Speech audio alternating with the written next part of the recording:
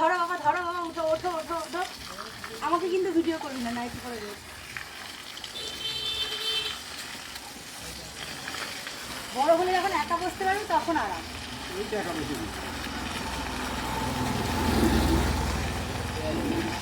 কি মজা পুটুস, কি মজা।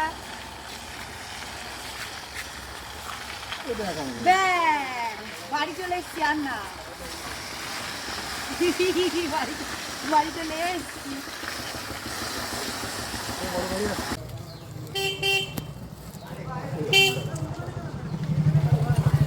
নাও ধরো ধরো।